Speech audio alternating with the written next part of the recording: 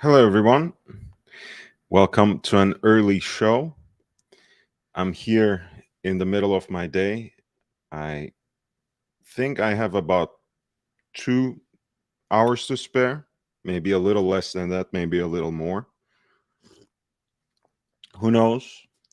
I know this is someone else's shtick, but I'm just gonna drink some coffee and talk about watches. Let's go. Let's start with the most important news of the day.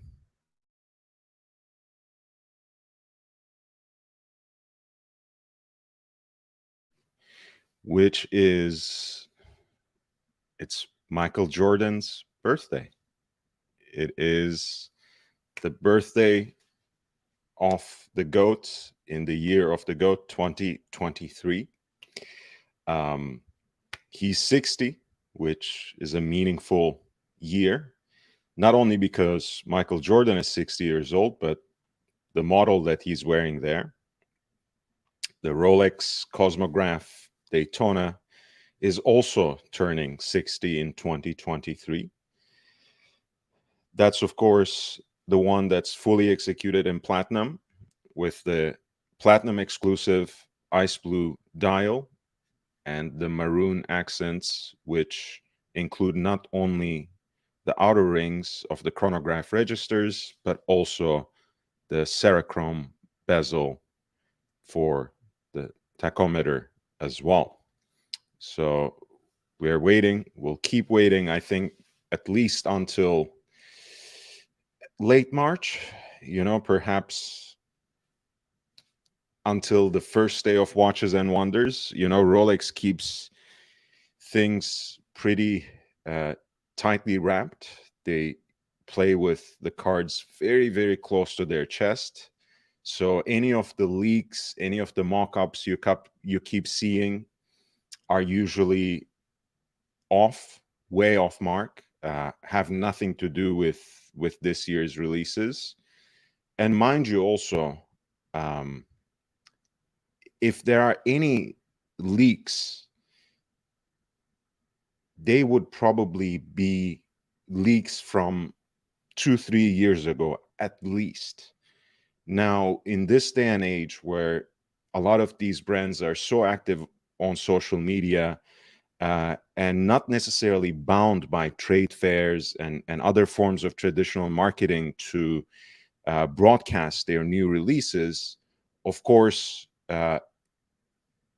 that might give you the impression that they're constantly working on something, and things get sketched on a napkin on one drunken night and then suddenly appear on the production line a month later. But that's really not how it works, right? Even the most outrageously incredible origin stories of some watch designs, which include some of Gerald Janta's pieces, took an entire year of prototyping, and other forms of testing, sourcing, manufacturing, so on and so forth, to implement. So, but traditionally, it takes, in fact, 3 years. A product cycle in watchmaking is about 3 years. It can be 2, it can be 5, it can be 1 if they're really trying something that's really that may be difficult to execute from the scratch, but they're willing to take the risk because the rewards are that much higher. But traditionally speaking, that's it. So anything you see as a leak, discount it. It's nice to speculate. It's nice to exercise our muscles. It's nice to make predictions, and we will do that in this stream as well, especially if some of you joins me. But don't believe in everything you see and hear on the internet. And trust me, it's most of it is completely chop job in Photoshop, and it's not anything that's coming out. So this is Michael Jordan, who is 60 years old today, just like the Rolex Daytona, and he's wearing the 50th anniversary Daytona in platinum with the ice blue dial. All right. Reminder as well. All right. Mike, David, lovely to see you guys. JJ, love you, man. Much love to Michigan. Not a fan of Bulls, I believe, or the new Rolex releases, one or the other. And I understand either one. Honestly, I think it's quite all right not to get excited about what will come out of Watches and Wonders. It's more than all right, in fact, not to get excited about some of what all these major brands are doing, because there's so much more to explore in the world of watches. That's not one of the big four. It's more than Rolex and Patek and Audemars Piguet and Vacheron Constantin, most certainly. Yeah, I agree. I completely agree. So let's start with that.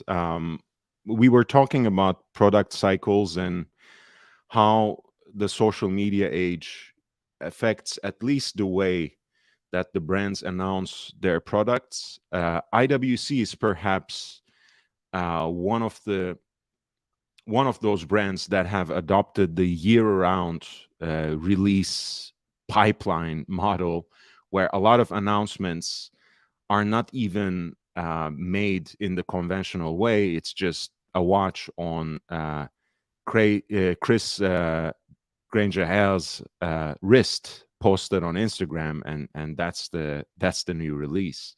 And one of the things that they basically snuck in the month of February was this Portuguese self-winding at 40 millimeters. The specific sizing is, I think, 40.4. It is a two-hander with small seconds at 6, Arabic numerals all around that match the shades of the stainless steel case, which of course sets off that sunburst salmon dial. And I've mentioned that, salmon is the new green, is the new blue. That is the hype color. Everyone has to have a salmon dial watch. Everyone has to have some iteration, some execution, some realization of this new hype color.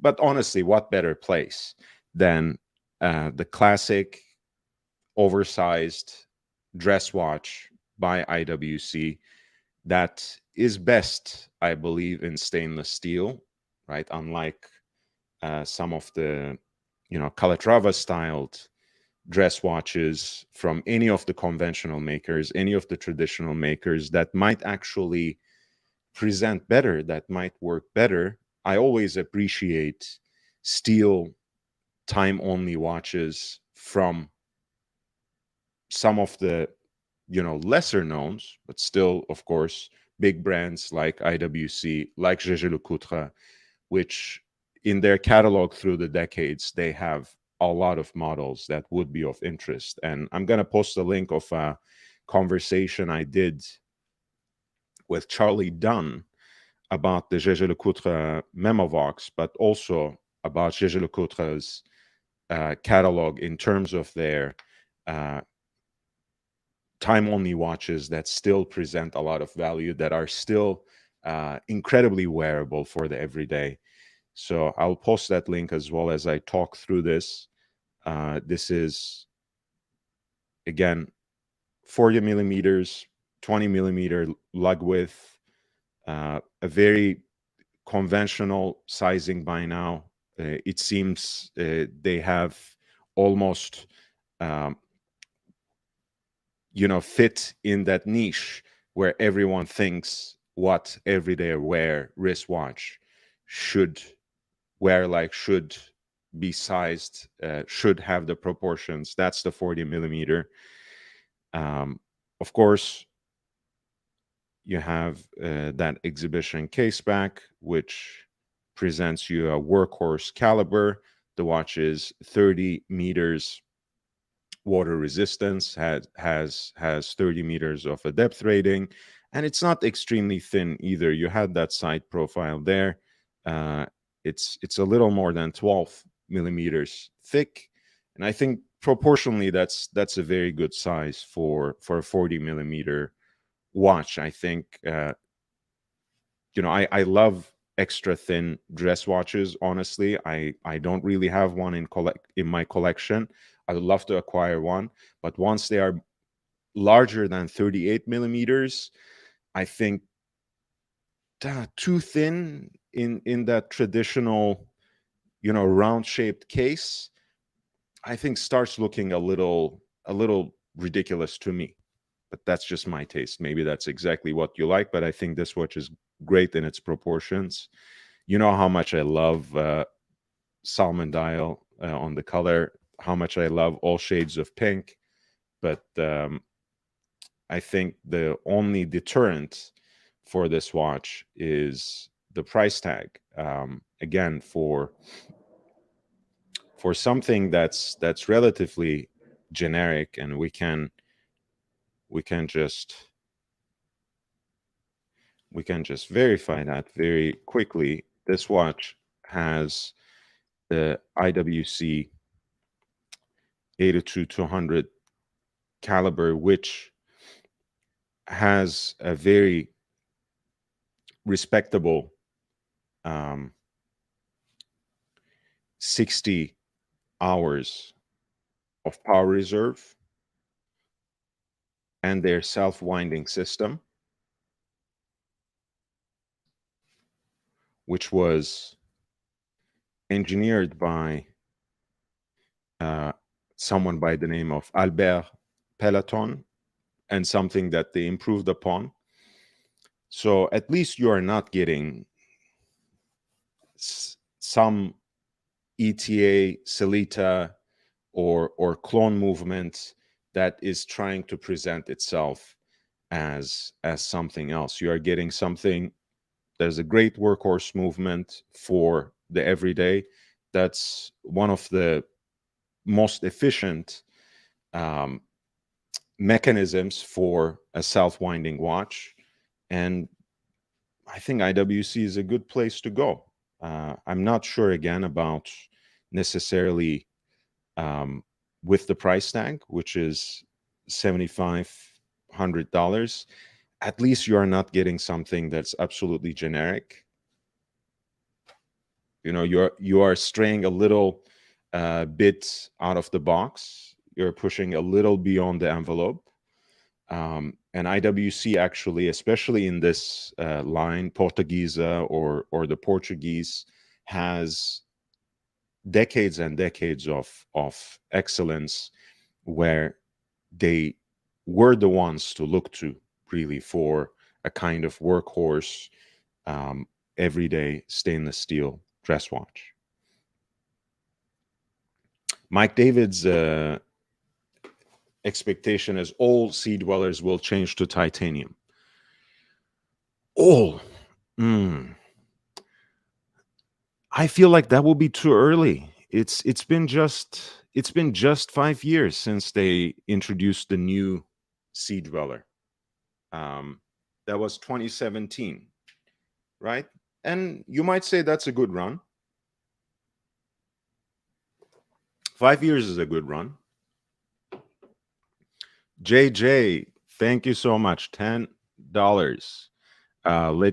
You're the first super chat of the day, so you do get entered to the raffle. I want to do that live, so I don't later perhaps forget about it or get confused about it. That's number 40. JJ so far has number 5, number 18, and number 40. If you want to check the larger guidelines and also the entries for the raffle, you can click this link, go on the community page. It's like 2-3 posts back. You can see all the details there. So I'm running hot and cold on the new Portuguese. I think it's a beautiful watch. It's a very elegant watch. If it's if it's easy to get for you, if you already have a good relationship with an IWC retailer or a boutique, and they can get you the watch in a pretty straightforward manner without having to jump through hoops, without having to commit to buying something else that you don't buy, so on and so forth. I think that's absolutely fine. Again, a lot of times, you know this, I know this, when it comes to mechanical watches, we love to nerd out about the features. We love to spell out the specs. We love to think about what beats inside the machine. That's all well and good, but we can never hide the fact that there is something excessive about this hobby. There are things that we're interested in, like the aesthetics of the watch, of course, like the brand name on the dial. Uh, you might not, you might not be a shallow person. You don't have to be a shallow person to appreciate certain brands that have a tradition of artisanal, traditional, and in fact luxury watchmaking. And IWC is one of those. Certain genres of their watches I just can't bring myself to like. That's okay. That's just me. But the Portuguese has long been a favorite of mine, and for me, uh, it is a statement watch in terms of how uh, bare bones and how minimalist it is, how nonsensical it is in terms of its perfection. Um, Great watch for the everyday. A wonderful piece that you can wear in and out of the office, and certainly it will pull its weight in gold, even though it's in stainless steel in the cocktail hour as well. I think it's a great watch. 7500 is a little too much, but it is a special dial color that you don't see every day on this watch, in an IWC watch. So if that's your thing, that seems to be a go for me. Otherwise, it's a little too salty in terms of the price. So I'll move on to another relatively divisive model, and a relatively divisive brand, at least when it comes to watches, and that is going to be Hermès. Let me just seem to have lost my link for a second. Just give me one more second. Ah, there we go.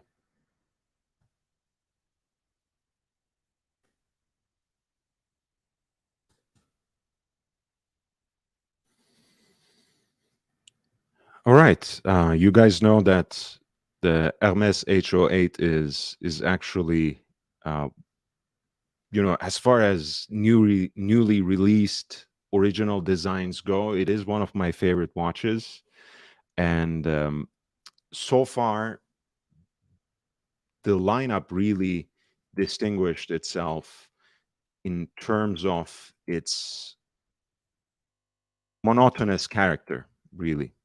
Most of the lineup uh, is basically satin brushed titanium cases. They do have more experimental materials. They do have different kinds of models, but the watch is mainly a cushion shaped case that's mostly in darker shades of gray, with a strap that sets it off in a certain way, with a certain accent of color on the dial that gives it a little more flair. That has been so far the larger aesthetics of the watch. It does have a manufacturer caliber. as you guys know, Hermès is a stakeholder in that workshop in Fleurier that distinguishes itself in making very good watch movements for Parmigiani Fleurier. I'm talking about Vaucher. Vaucher also outsources a lot of movements for many others that we may or may not know, but at least we know for sure that they have done that for Beauvais, that Parmigiani almost exclusively uses Vaucher calibers. You know, whatever Parmigiani Fleurier watch you will see has a Vaucher movement, and so does a lot of Hermès's higher caliber watches. This is the H1837 movement. Their basic self-winding movement, which incidentally is also the base of that award-winning world timer they have introduced in the last year, right? Le Temps Voyageur, which won the complications category in men and women. So that's that, for example, has a very unique movement. Let me just show you a picture of it. That has a very unique movement that allows the main dial to travel through the face of the watch as you cycle through time zones. And that is an ability unlocked by a module designed by the famous complications workshop, Chronode, that again does a lot of outsourcing work for many other brands that you would not think twice about as an established, watchmaker. So, they have made a lot of modules. They have designed a lot of complications for Harry Winston. They have done that for Max Büsser and Friends and BNF. And some of you might be even more familiar with the name of the founder, right? It's Jean-François Mojon. So yes, that's Conrad for you. But let's go back to Hermès's new watch, which is basically a two-tone execution of the H08 in pink gold and titanium. And again, this is a watch that Hermès nowadays sells for, I believe, around $5,000. But let me see how it is. Yeah, 5350 basically for the titanium model, and then 51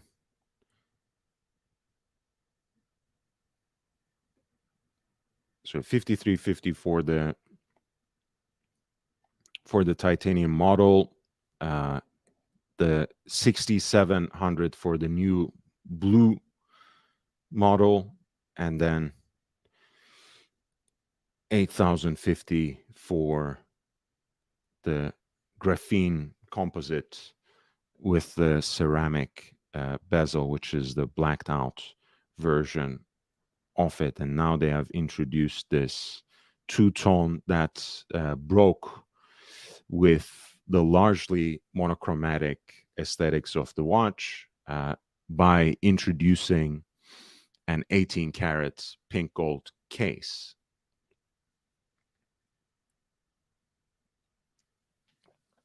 There are a lot of things to like in this watch. I do like the fact that it has a cushion case. I like the fact that they didn't go with something traditional and round. And this is what Hermes does anyways. You have seen that World Time. It has a strange lug design.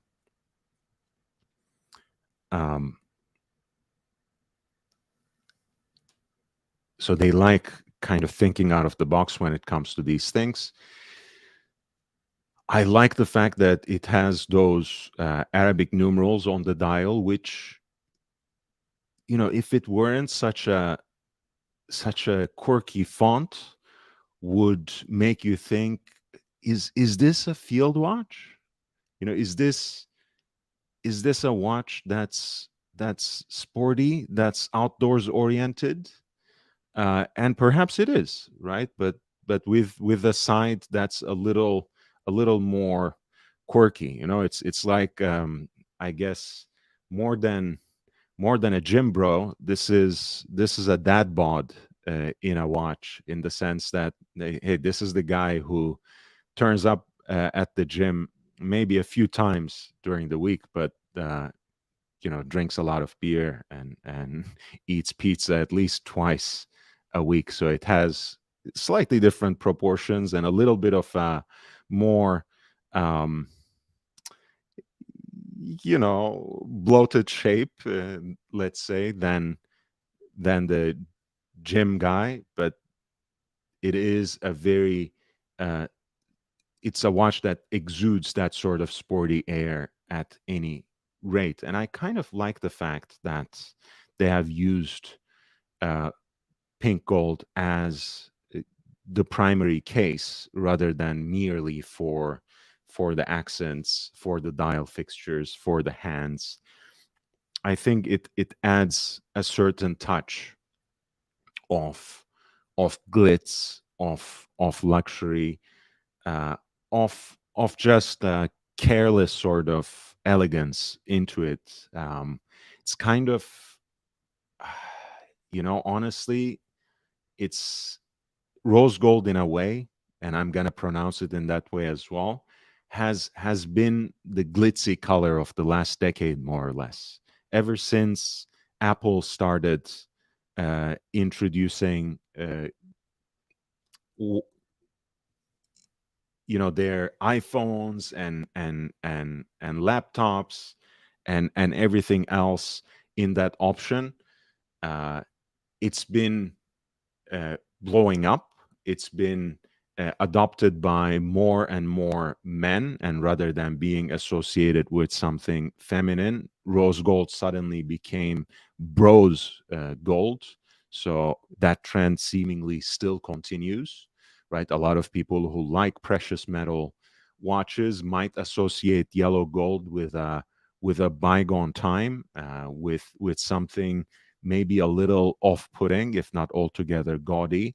To them, pink gold looks classy and in a way that still shows its richness, whereas white gold doesn't cut it for a lot of people, right? I love white metal watches precisely for that reason, but I also understand why people look increasingly towards rosier shades of gold, rather than either going for what was traditionally uh, rich, showy, and elegant, or in yellow gold, or to white gold, which would be, or platinum for that matter, which would be just as hefty, just as warm. In fact, if you want to look, not necessarily platinum, but white gold has that sort of warmth if you compare it to stainless steel in terms of its visual aesthetics. Um, but it doesn't necessarily show that it's gold. Some people want that, and pink gold is great for them. And here, I think it's extremely well fitting that Hermes used it, and used it to contrast with these darker shades of gray, even charcoal, I should say, and of course, certainly black for that bezel. I think it's a great contrast, and it kind of reminds me of how AP used to execute um, their two tone, some of their two tone creations in the late 80s and certainly in the 90s with using tantalum as a base with pink gold for the accent. So I get this kind of vibe from this particular watch. And let me also share what kind of watch I mean by that tantalum and pink gold. I had something pulled up.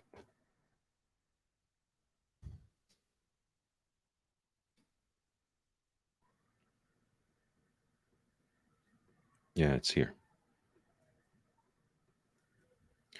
This is the vibe I get from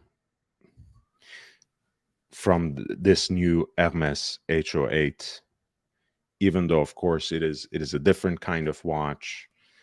It's a different kind of and much more coppery pink gold, and of course, the elements of the watch that carry on, that take up those metals and those shades are a little different. But this is exactly what I came to see in this particular watch.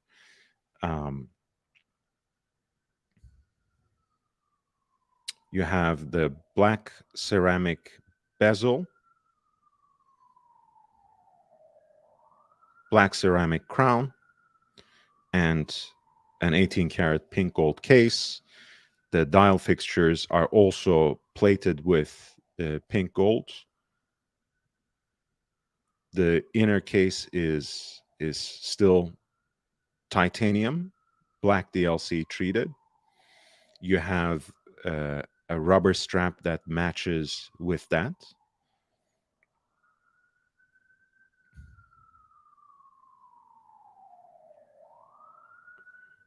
And apparently there's also an option of an anthracite fabric strap as well.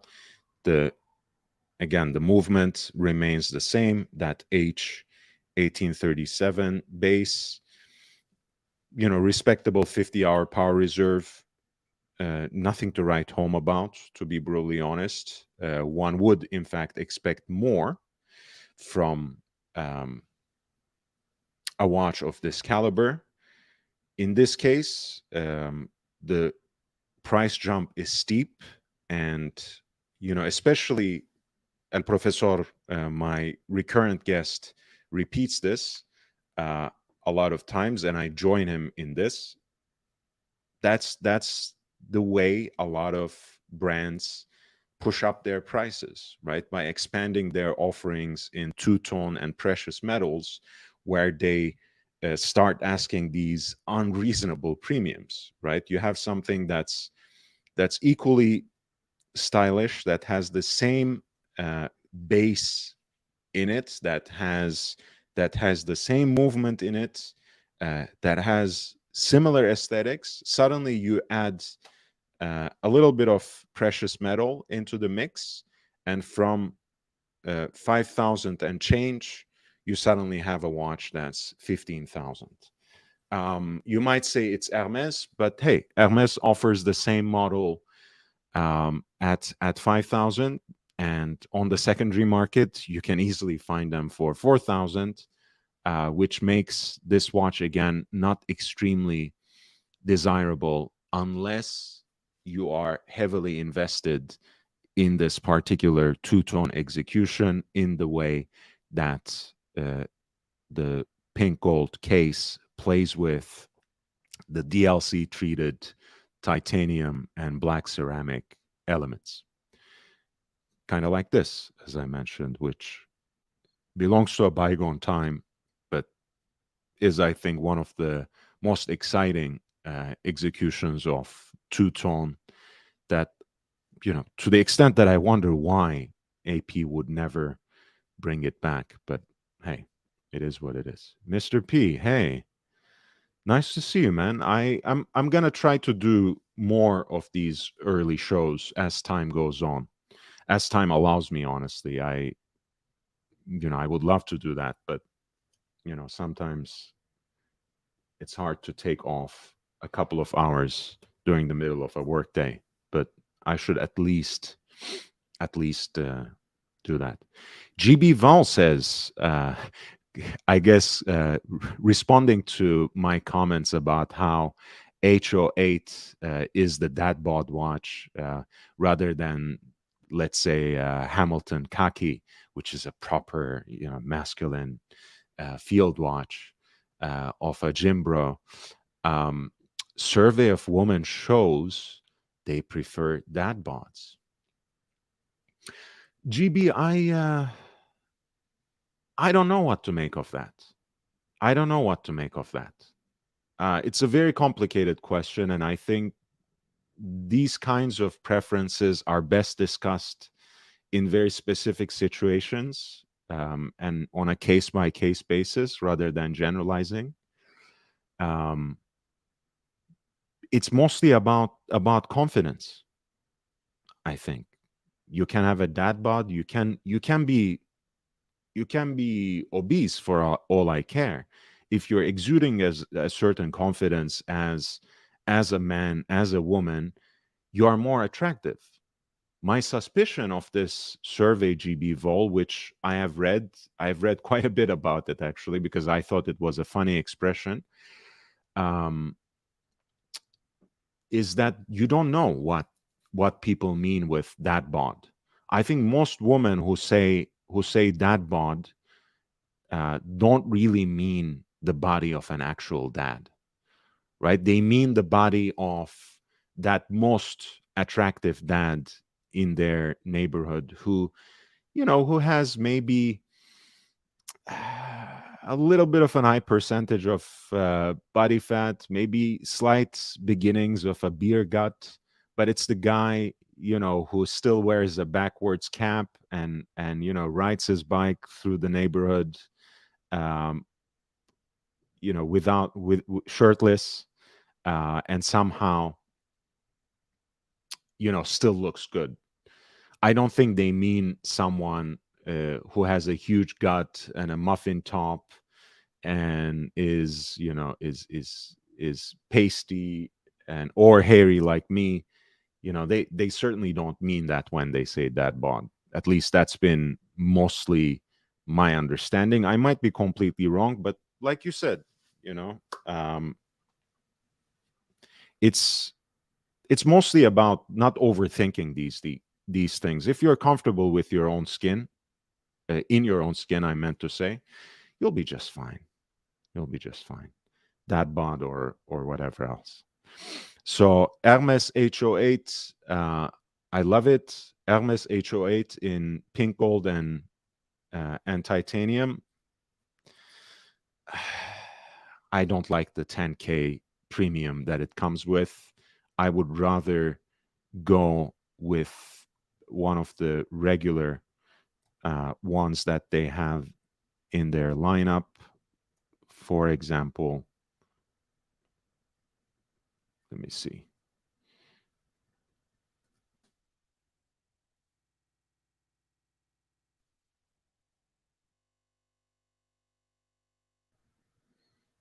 Yeah, I think the standard one with that black DLC treated case, orange strap, orange accents. I think that's very cool. I kind of like the blue one as well. And again, there's a premium attached to it. But you know what? Unless you are talking about, very limited editions and, uh, you know, uh, Derby Tunes genuinely blued titanium, you don't really get a blue titanium case in a lot of models. So that distinguishes it. I know this is just PVD coated, uh, but the fact that the watch has actually a blue case rather than just blue accents, I like it. This is also a two-tone execution if you think about it that way. It's fully titanium, but the main case is executed in a blue PVD coated titanium. The container is black DLC treated, and then you have the blue dial with orange accents, and once again that Corky font. And of course, at 4.5, you also have the date window, which has the same font as the rest of the dial. So props for consistency. Most watch brands don't even care about that. At least Hermes has designers working for them. That helps. And that would be 6700s. And also they have a cool name for the strap color. It's not just a blue, it's bleu abyss, abyssal blue.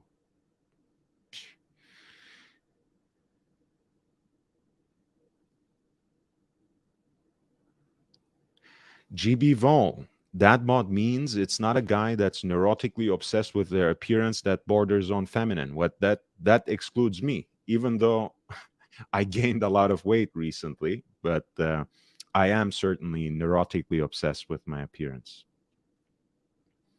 Not looking very good right now, for example, I can tell you that. Hey, Chris, nice to see you, man. Who am I trying to buy a Birkin for? I'm going like Drake.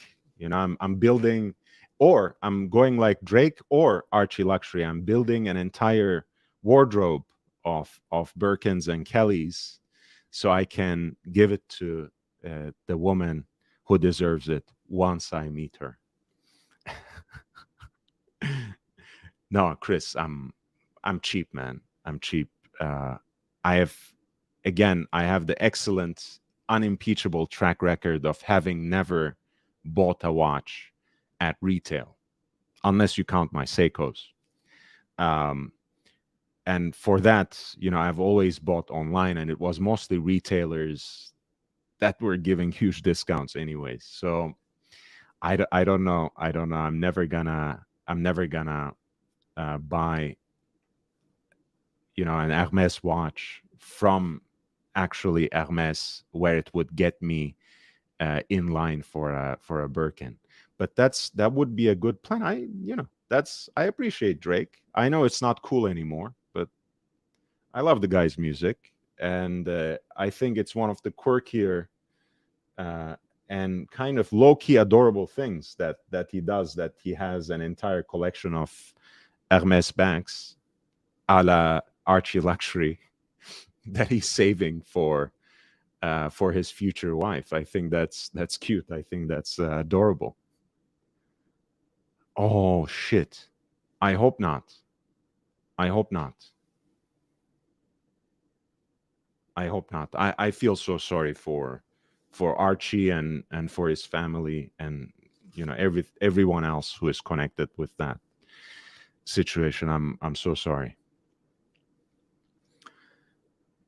So yeah, my choice, if you're gonna go with the Hermès watch and Hermès H08 specifically, I would go for either this black DLC coated titanium version with the orange strap, or maybe the blue version that is a certain execution of the two-tone, again, blue PVD coated for the case and black PVD coated for the titanium container. I think that's a very cool take on the whole design, and also the idea of a two-tone watch. I do love the graphene version as well. The blacked out watch is coming back very strong, more and more. And the great thing about the Hermès H08 is they're dime a dozen, actually. You can find a lot of them on the secondary market, and in places where you might not expect to find them, like the Real, for example, like these ultra luxury consignment stores where people constantly go in and out, buying, selling, and reselling luxury items. And they have a constant revolving stock of HO8s, some of which come all the way down to $4,000 from the list price. And I think that's a good deal for the kind of watch that it is if you like the design. But that's just me.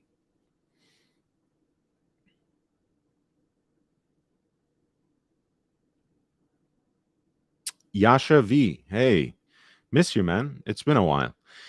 I've seen one of these in an airport store. I wasn't that impressed. They wanted 7,000 or 8,000 for it. Wow, that's expensive. You would think that if it's a duty-free store, they would ask less for it than Hermès itself. But who knows what kind of store that was? Was it the Hermès duty-free or anyway? But only 2 watches were in stock. Their new New York boutique is amazing, by the way. Wow. If you're in New York, please do visit it. It's like a separate brownstone building on Madison Avenue. I don't know how much they spent to, lock that down and to decorate it. But, it's the closest Hermès store. It's the closest an Hermès boutique comes to the original Faubourg Saint-Honoré location. It's a great trip. It was the Hermès duty-free store in the Abu Dhabi airport. That's interesting. Their own website has maybe it's the graphene version.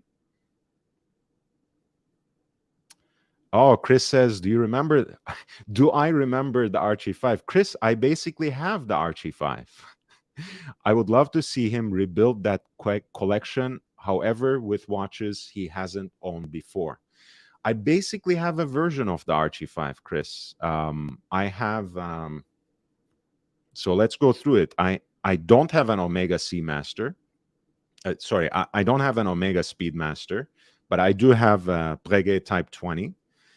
I do have a Reverso, and exactly the same Reverso as the one Archie actually had. That's the Reverso Grand Date.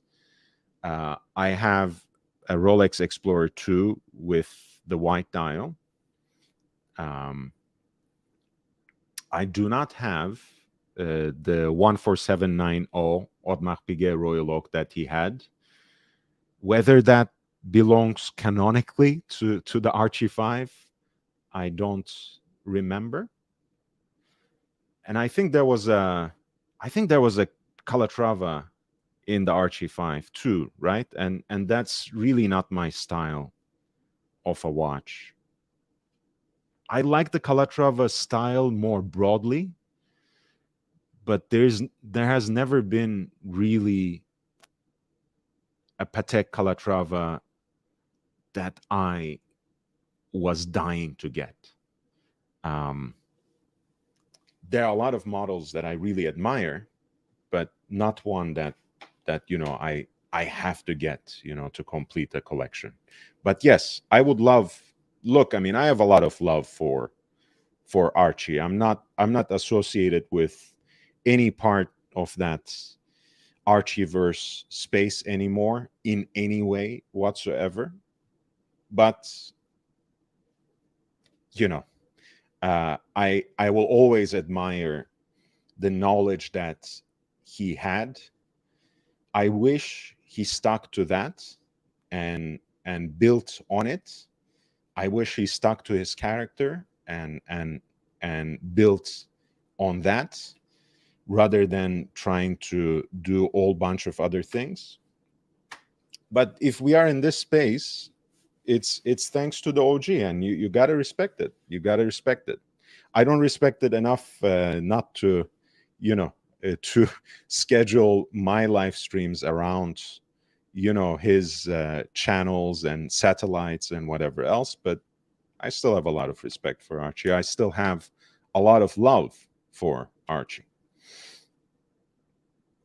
So that was the Hermès H08. By the way, we're almost closing in on the first hour. So please hit the like button. That really helps. But more importantly, just vote on the poll. That helps immensely too. We were talking about Rolex predictions in the poll. Do you think there will be a new Daytona? Because it's the 60th anniversary of the Daytona. Do you think they will introduce a platinum Submariner since it's the 70th anniversary of the Submariner? I know some people like to say, hey, it actually came out in 54. I understand that. I know that Rolex hangs on to 1953 as the origin of the Submariner to muddy the waters a little bit in this story of what was the first modern dive watch. And for better or worse, whether you like it or not, that honor belongs to the Blancpain 50 Fathoms, which was actually released in 1953. But Rolex celebrates Submariner anniversaries based on 1953 as the original date for Submariner. So that makes this year the 70th anniversary.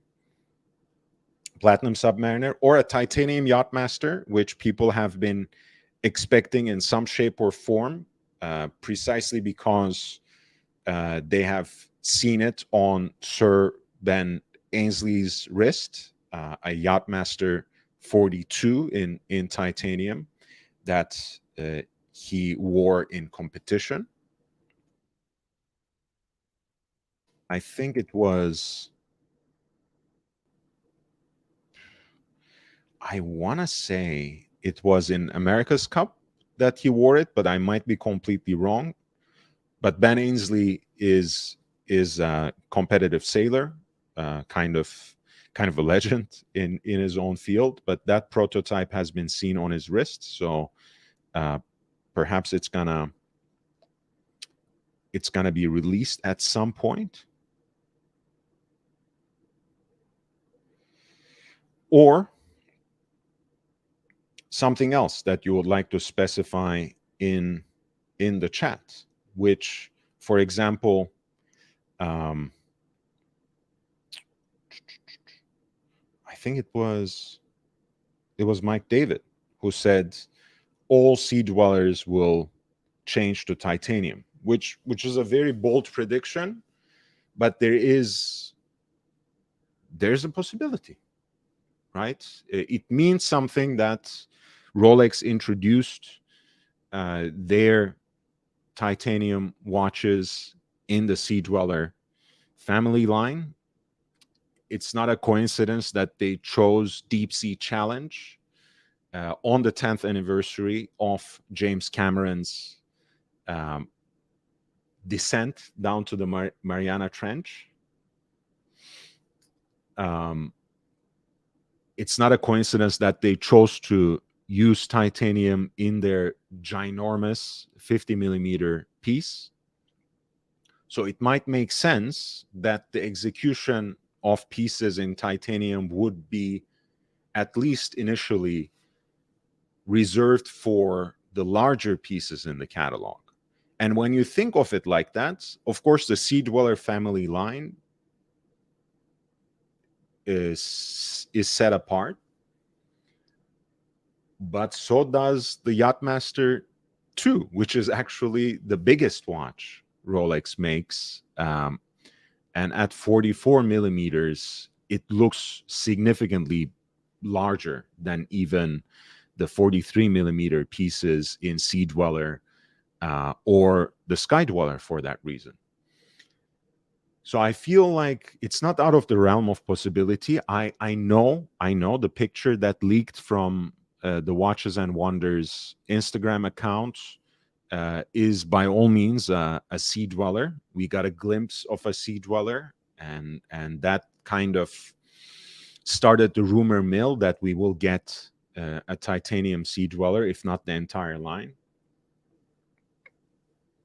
It's possible. It's possible. I'm not going to argue against it. My wild card is that they are going to do something with Yachtmaster 2, which is too niche. If they are not going to discontinue it, they will have to do something with it, and maybe kind of renewing it in titanium and in some different kind of combination, maybe titanium on oyster flex or something, could breathe new life into that model, could open it up to different kinds of customers. My other guess actually is a platinum submariner. I mean, I gave it away there. I have heard it from very reliable sources that there will be something heavy hitting, with the emphasis on heavy. And they kept repeating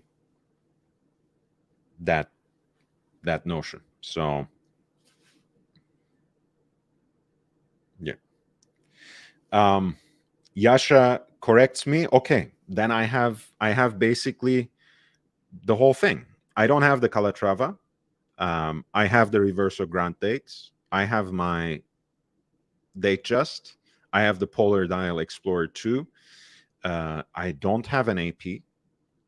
But instead of the man on the fucking moon, I have Breguet Type 20, which is also an Archie Luxury endorsed watch. Chris says this year there will be a new Yachtmaster, a new GMT Master, and a new Daytona. Why not? Why not? What was the last Rolex GMT that had the classic chamfers? I think the 5-digit did too.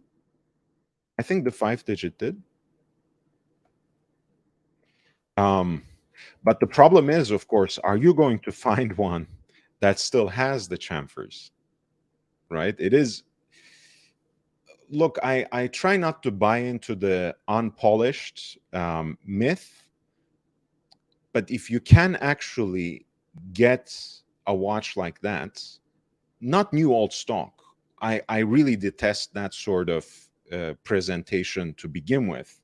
But the idea that you possibly have a single owner watch that's possibly been honestly used and regularly worn, but not abused, and certainly not polished at service or anywhere else. Or maybe a two-owner watch that was kept exactly in that way, that was maybe barely worn, and then the second owner wore it, again, without abusing it. And somehow you got the chance to buy it, and the case has most of its larger outlines. I would shoot for something like that, but be prepared in a certain way to pay a little bit of a premium if you are going after something of that sort.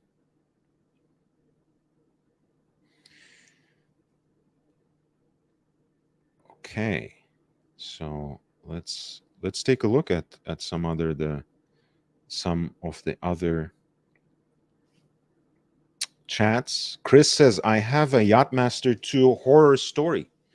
Any story that involves the Yachtmaster 2 is by definition a horror story, Chris, but please do tell. Yasha V says, every year everybody is expecting a whole lot of new watches. Rolex release a couple of dial options. Everybody do a simping video about it, and life goes on. Hey, guilty as charged. I'm a Rolex simp.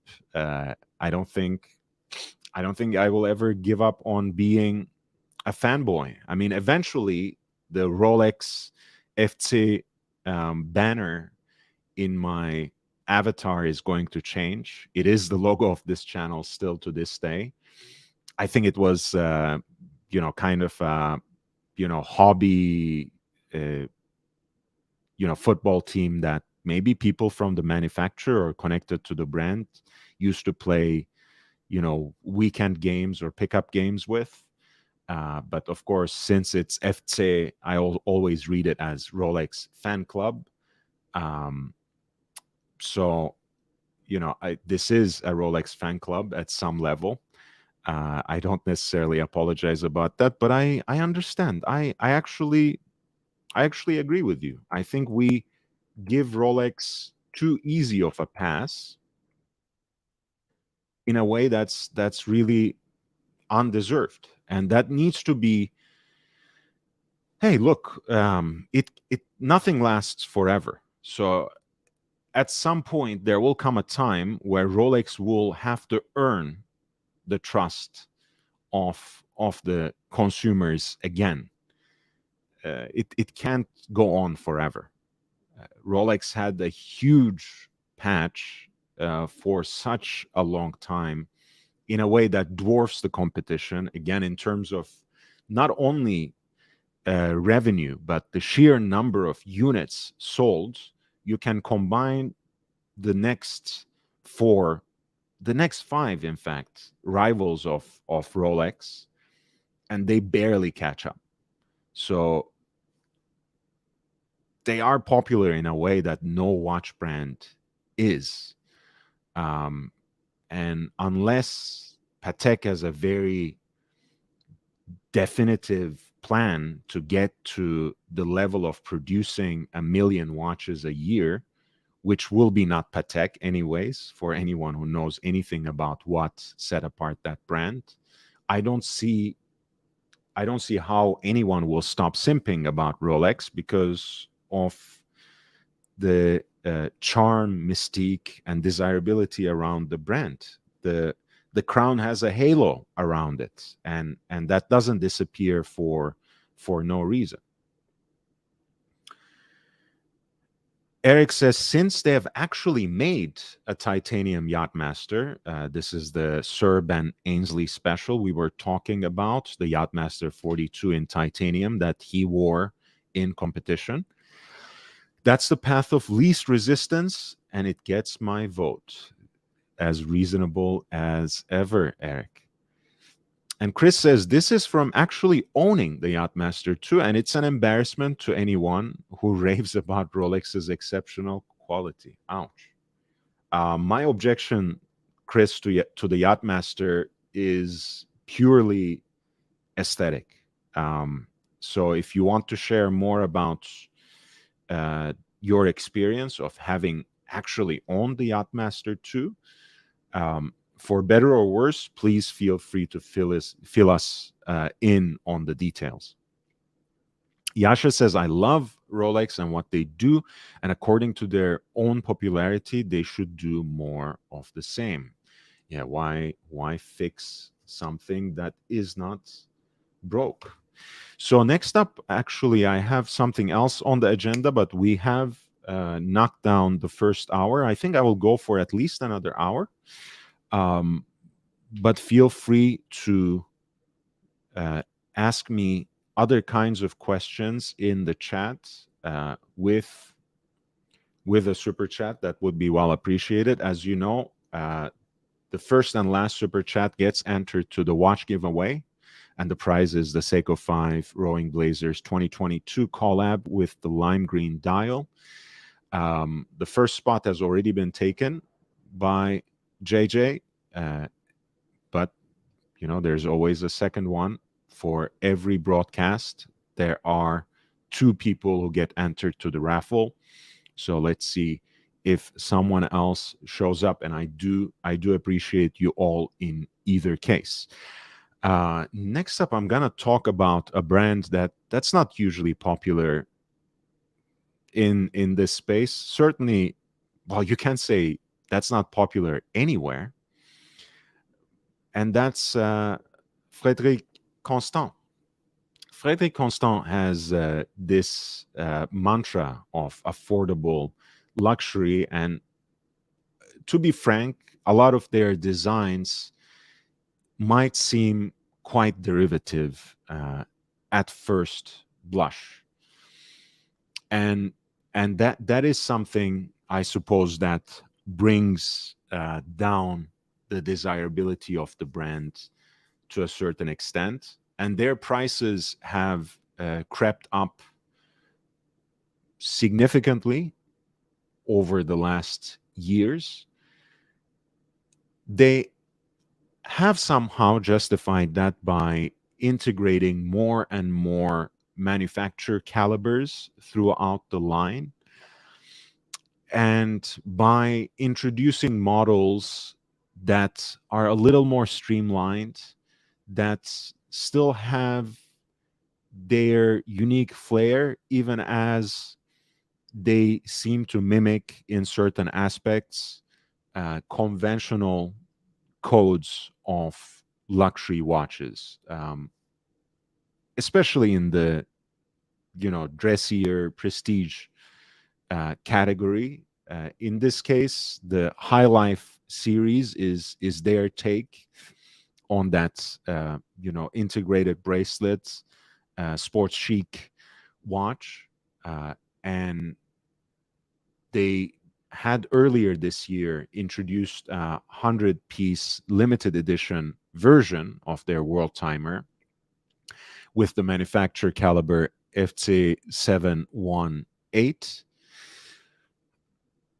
And that is the world time caliber with all the functions adjustable from the crown, which I think gives a very balanced aesthetic to the dial, which has guilloche details, which are, of course, at this price point, but just to confirm, are stamped, right? Otherwise, the dial itself has uh, the traditional codes of a world time watch, rotatable cities ring, um, the 24-hour ring that is divided into AM and PM by that silvered color, as opposed to the darker shade of blue. The way that the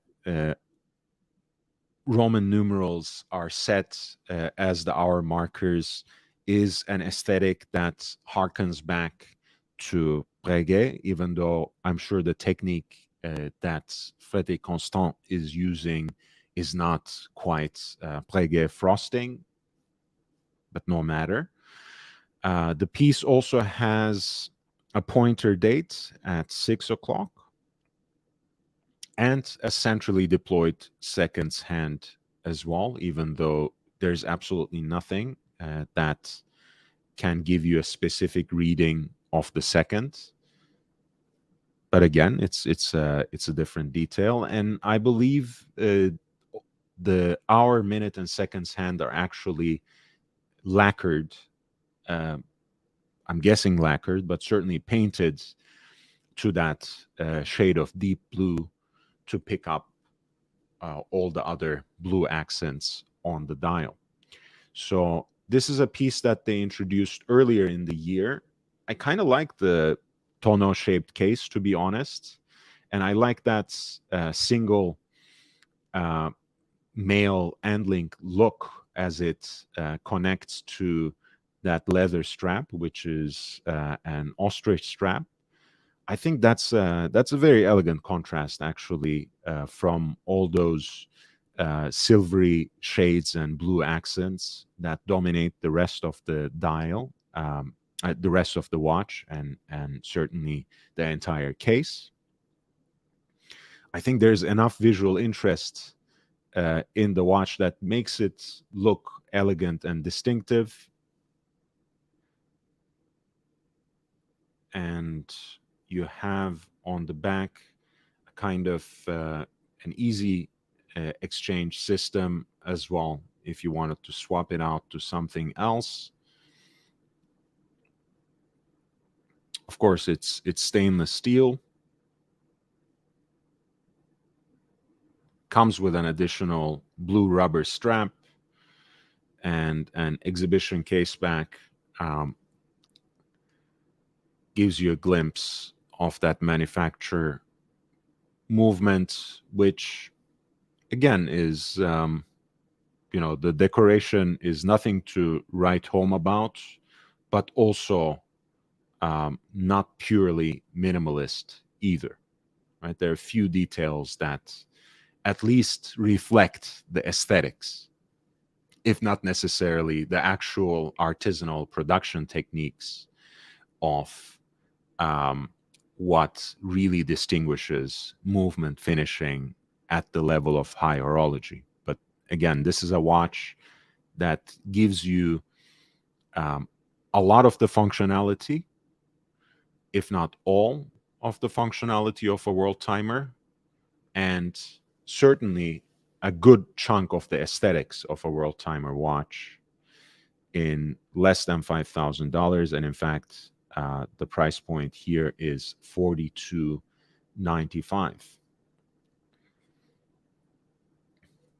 And they have actually introduced a new model that celebrates the 35th anniversary of the brand,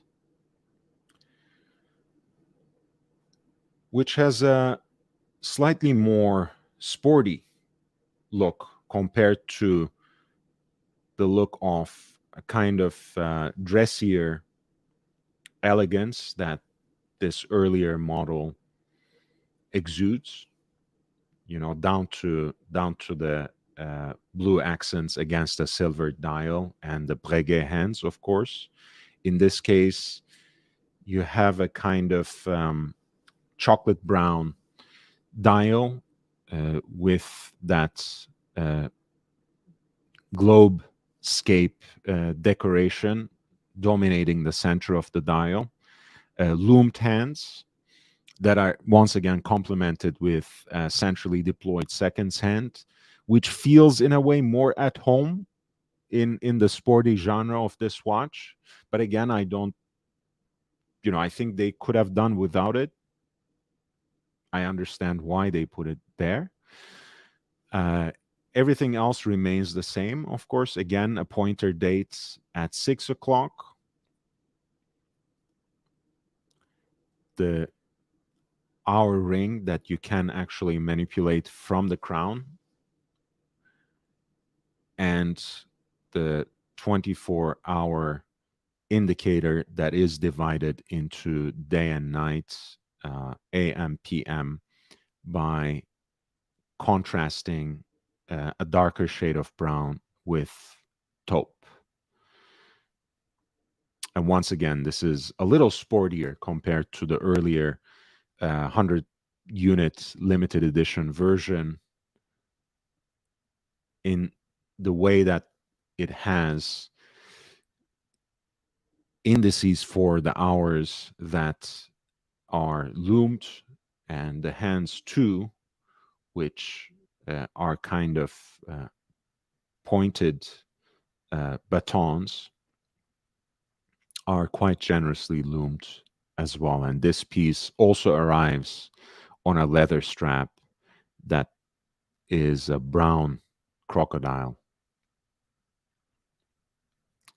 Apparently, there will also be a version of it in pink gold, which is not available in the US, and an unlimited edition of this stainless steel piece of design, which, you know, I mean, in this particular shot, actually, the dial registers more like a shade of khaki than chocolate brown, but you know, they can be quite the chameleon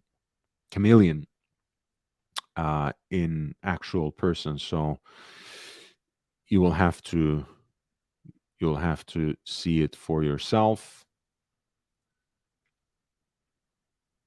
Stainless steel case, chocolate brown for the strap and the world timer, coupled with a slightly lighter shade for the dial center. So that's what I was seeing. Yeah.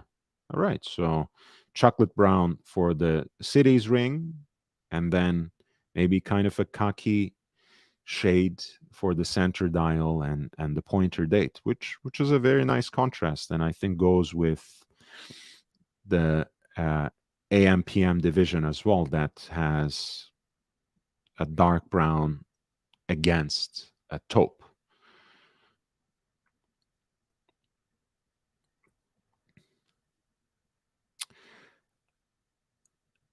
They have not specified a price here, unfortunately.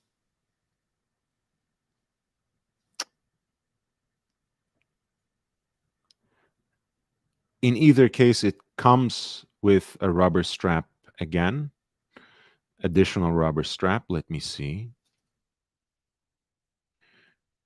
See if there is a price associated with this.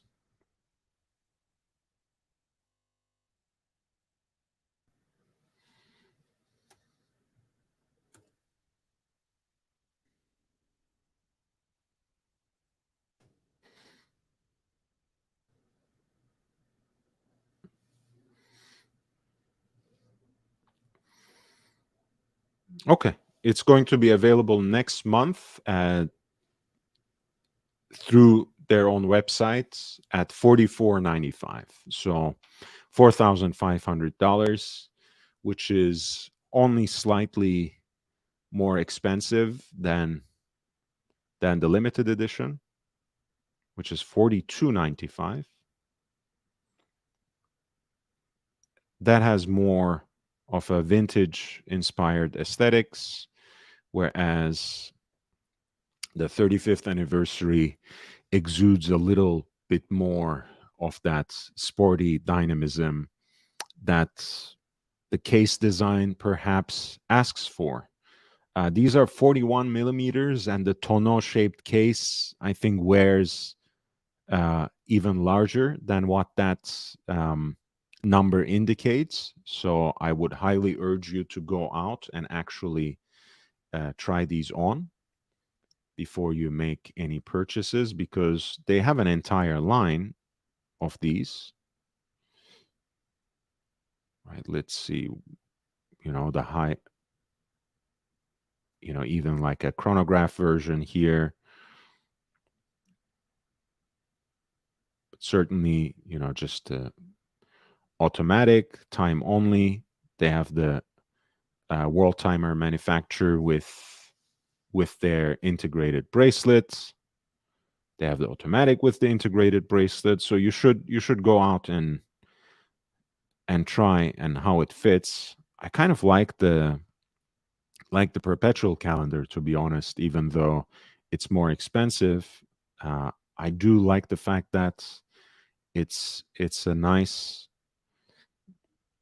complicated piece that doesn't necessarily break the bank. It's right under $10,000. One complaint that I do have about the watch and about the caliber specifically. Let me just come back here.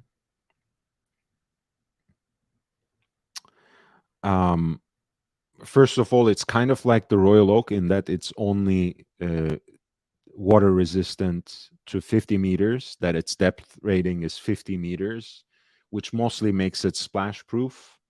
But certainly it's not a piece that you would like to immerse in water. And you might say, why would you do that with a leather strap watch anyways? But they do have integrated bracelet versions, and as far as I know, they're not much different in terms of water resistance.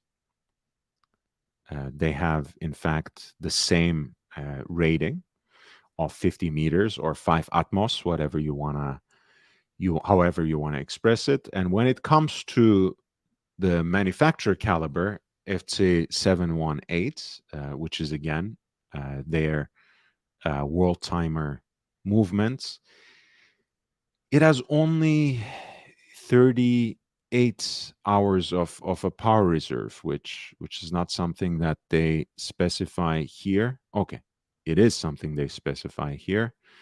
And I knew that from examining some of their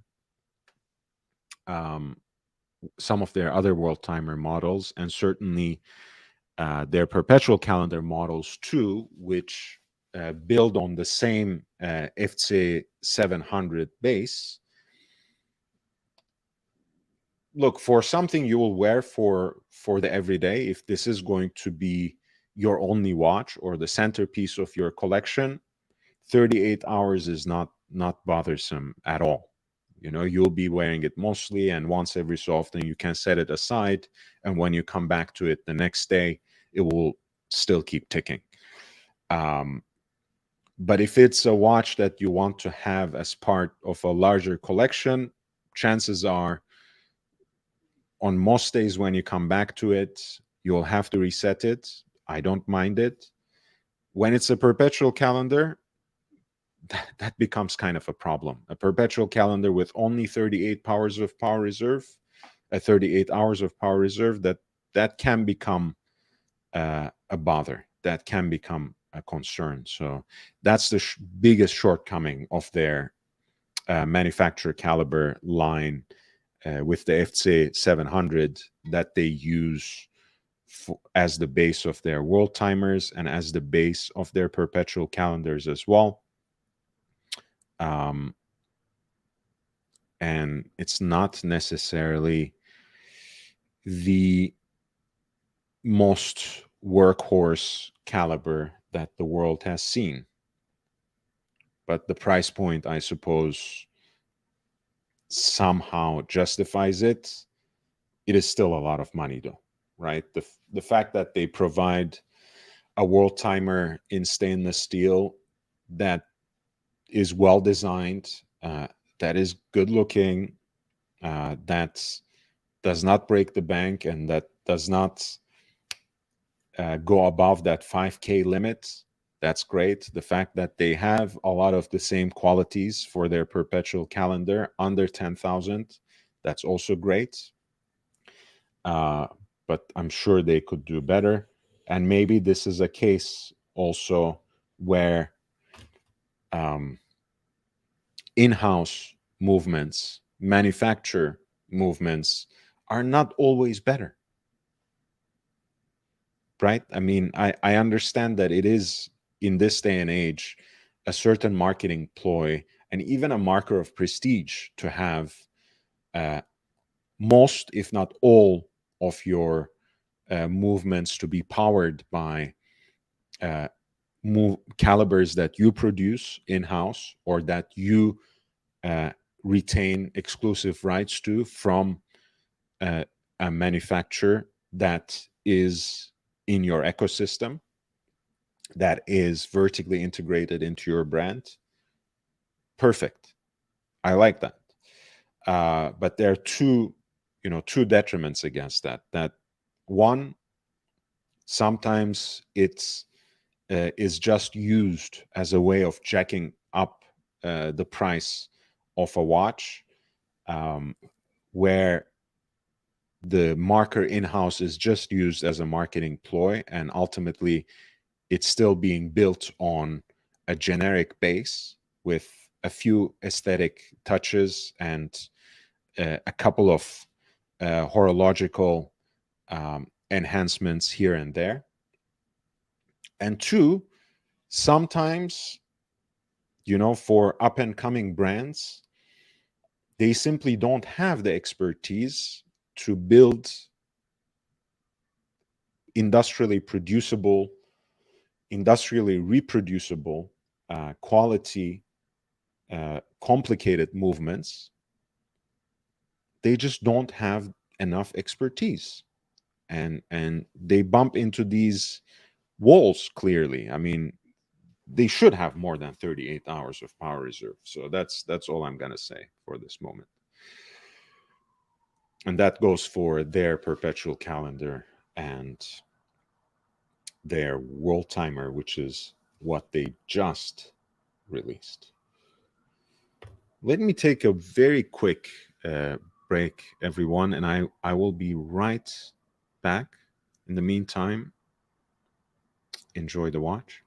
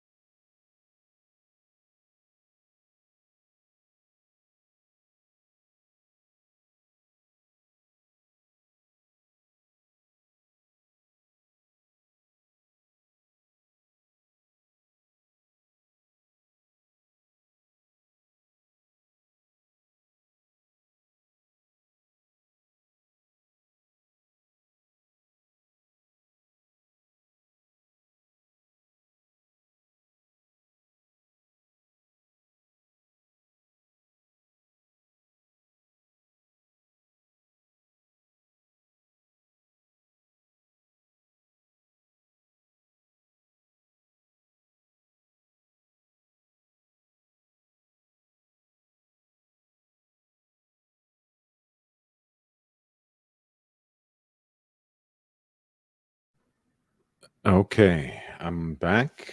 There's another collaboration that I want to present to you. I'm gonna shift the conversation around the new Blancpain 50 Fathoms for the evening. I'm very excited about that, actually.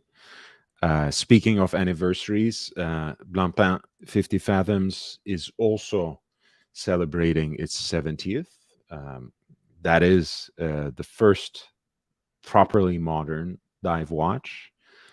Even a Rolex fanboy and a wearer of a Rolex Submariner can certainly admit that. This is my Submariner 5513, which I love, as you guys know, wearing on a strap.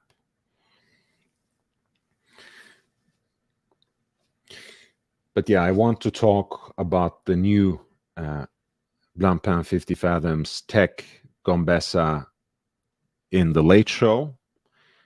But there is another dive watch that I have for you, which actually comes from one of my favorite micro brands. I know people are trying to minimize the use of micro brands. Um, I'm not going to psychoanalyze, people about that particular expression. I don't have a problem. I mean, I think it seems a little weird to me to talk about brands like Unimatic, Baltic, um, also to a certain extent. What else do I have in mind? Gosh, I'm so embarrassed. All right, yeah, it's hard for me to talk about brands like Unimatic, Baltic, Ming, etc., in the same breath as Kari Voutilainen, as Gröbel Forcé, as Uhrwerk, as MBNF, as Romain Gauthier, so on and so forth. Right? I'm just, as much as I appreciate what Unimatic does, what Baltic does, what even other brands like Merci are doing in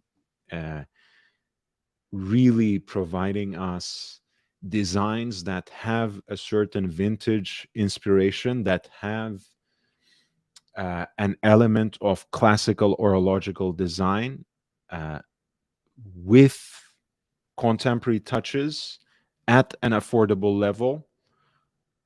I think that's very different than what Kari Voutilainen is doing. And I also think what Ming does is very different than what FP Jean is doing. For better or worse, you might love his watches. You might love Ming's watches as a brand, as an aesthetic, because they are certainly unique. They are really the product of a mind that pushes the envelope, that thinks outside of the box, and that is something to be appreciated. But I can't just use the blanket term independent for Ming in the same way we use it for Kari Voutilainen. I can't use the uh, qualifier independent brand for Unimatic that I use in the same way for Romain Gauthier, or even Chapek, right? I can't call Unimatic an independent in the way I call Chapek an independent. So uh, let's cool the jets a little bit. That doesn't mean we don't respect brands that we call micro brands. Um, it just means that they belong to a different category. And this is Unimatic Modello Uno. And Modello Uno is their take on the classical dive watch. In this case, they did a very nice collaboration with exquisite timepieces based out of Naples, Florida. I love it. As you know, after the word iconic, exquisite is my absolute favorite word. I must say it about 15 times in every broadcast, and um, when I write a single paragraph on Instagram, you see it at least 3 times as well. So I love exquisite timepieces. Nick Butter, thank you so much. Just catching you early. Thank you for catching me. $20. Let me buy you lunch, or in this case, an early dinner. Man, thank you for your generosity. I appreciate you, Nick. Thank you so much. Tim G says, no Ming, but I love Laurent Ferrier. Of course, why did I forget that? And FP Jean. Once again, I love Laurent Ferrier. I love FP Jean. I love Kari Voutilainen. I love, I even have love for Ming. I don't think it's the kind of watch that I would ever buy, but I can't in good conscience classify Ming in the same category as Laurent Ferrier, as Roman Gauthier, as Chapek et compagnie, as H. Moser, right? I just can't. But that's just me. All right, going back to my favorite words, this is a collaboration between Unimatic, which is based out of Italy. I think they had some early models where they were using Japanese-based calibers, Mayota, made by Mayota. But more recently, they have more or less switched the entire lineup, I think, to Swiss-made calibers. A lot of the time-only pieces are certainly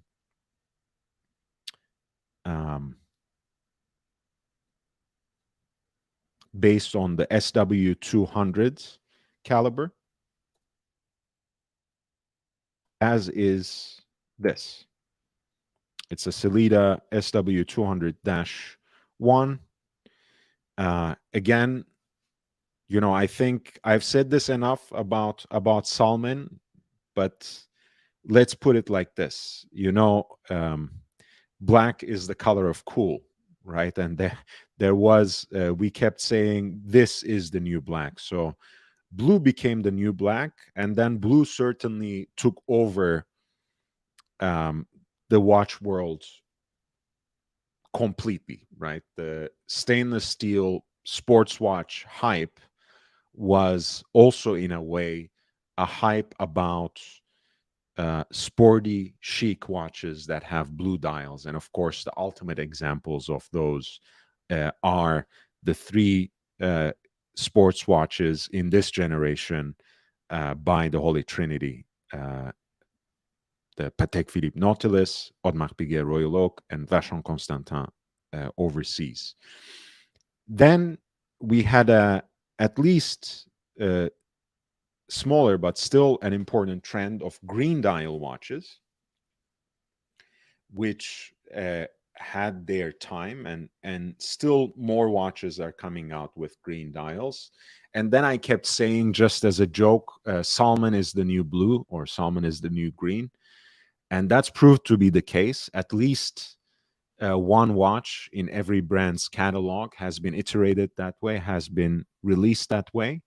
But I feel nowadays this is going to be the year of all black watches, and we already had the signs in 2022. A lot of pieces in DLC coating, PVD coating, in black ceramic executions. It's the year of golf, 2022, and Modello Uno from the Italian brand Unimatic in collaboration with exquisite timepieces based in Naples, Florida, not Italy, unfortunately. Um, has also the orange accents too, that are not limited to that pip on the entirely graduated rotational bezel, but also in the minute hand, which makes this a very cool dive watch indeed. It does come, I think, with two NATO straps, one in orange that has the matching hardware, and one in black. Apparently, it's 100 pieces, the black DLC coating in stainless steel. Very respectable water resistance at 300 meters. And it's a 40 millimeter case, 41.5 with the bezel, 120 click bezel, which, you know, us dive watch geeks love raving about. Anti-reflective coating. There's a very it has a very thick double domed sapphire crystal, which if you like that aesthetic of a dive watch, chances are you like that domed sapphire bezel as well. The bezel insert is aluminum and is apparently engraved in this particular way, so that makes it pretty cool.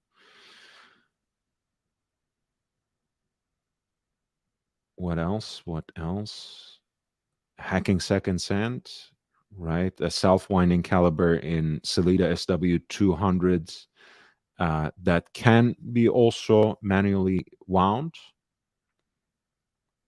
Again, you know, at this price point, I'm not going to complain, but it is only a 38 hour power reserve, which will at least get you through, you know, setting the watch aside for a day, for a day and a half.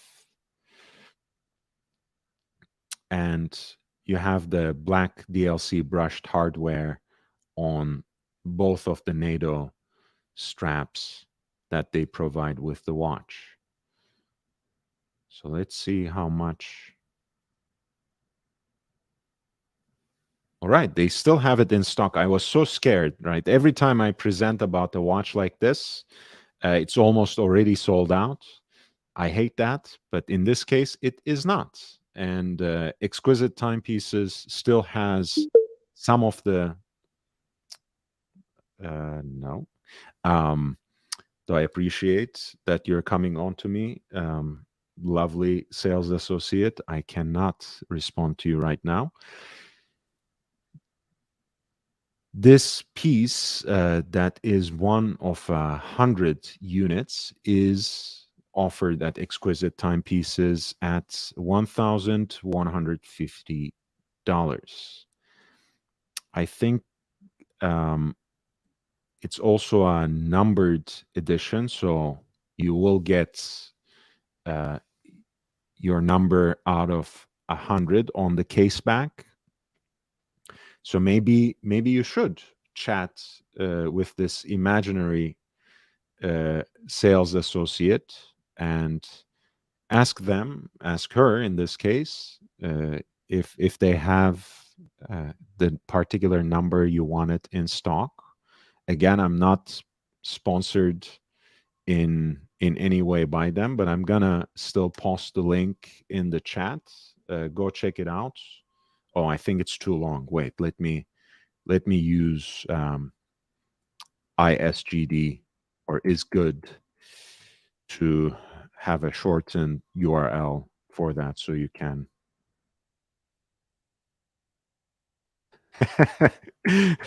Magpie, I was joking. No one's. Have you seen my face? No one is hitting on me out of the blue, sales associate or not. Even the waitresses in restaurants are not nice to me the way I have gotten so fat, and I have this ridiculous neck beard on. It's not happening. I know it's a bot. Of course I know.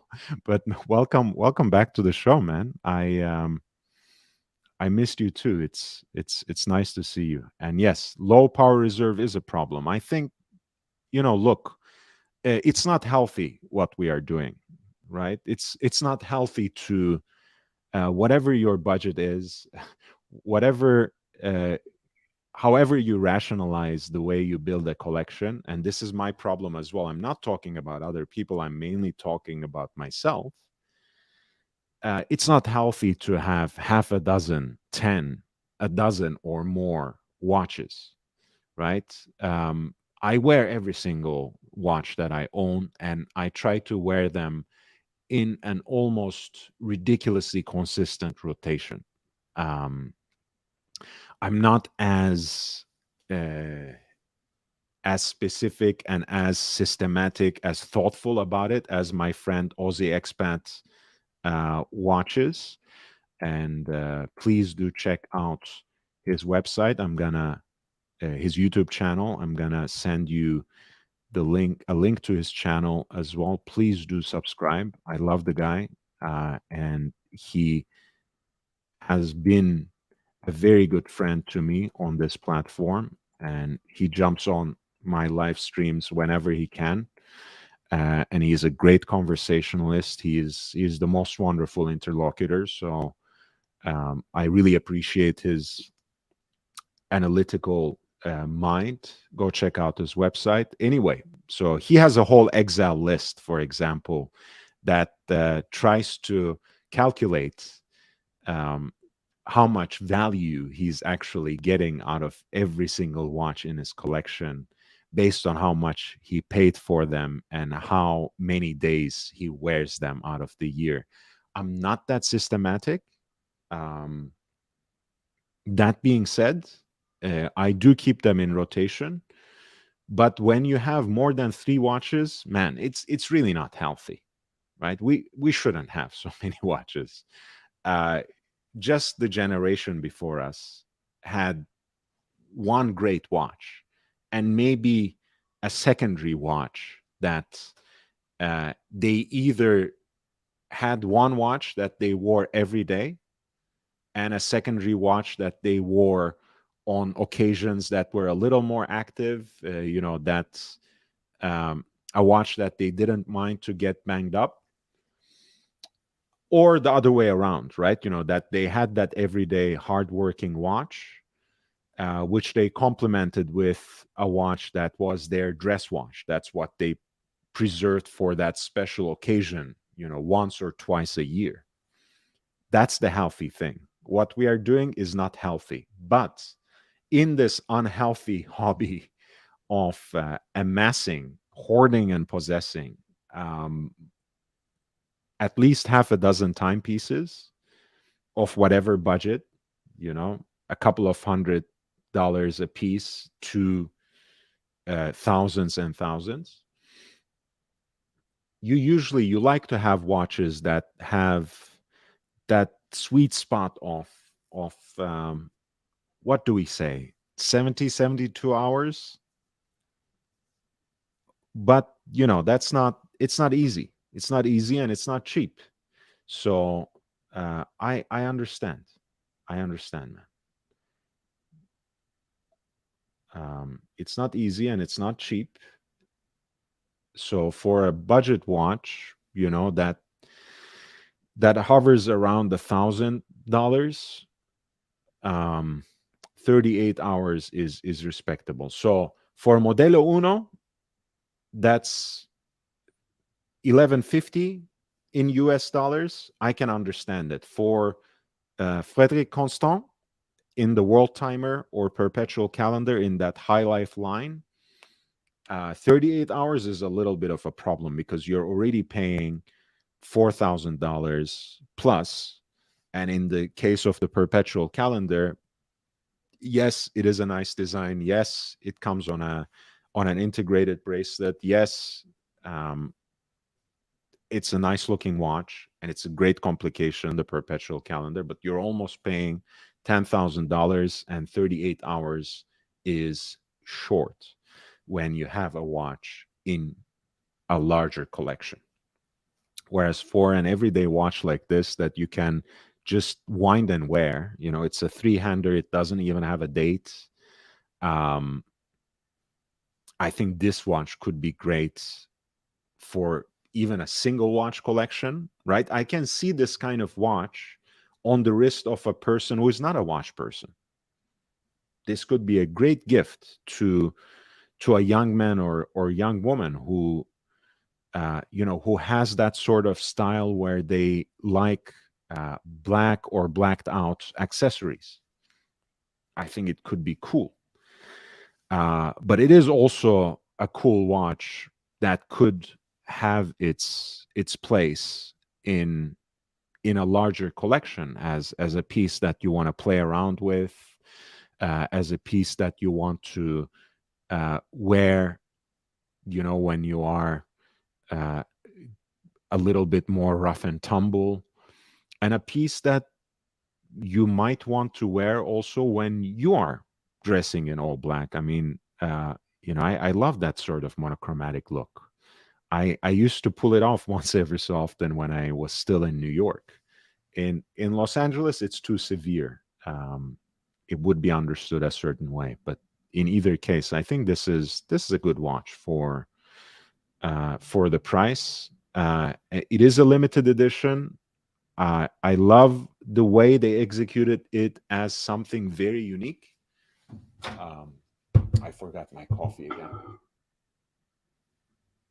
See, this is what happens, guys. When you copy someone else's shtick, that's what happens. Drinking coffee and talking about watches is not my shtick because I talk too much. I don't have time for coffee. JJ says, I had one watch for over 35 years. More power to you, man. That's how it should be. That's how it ought to be.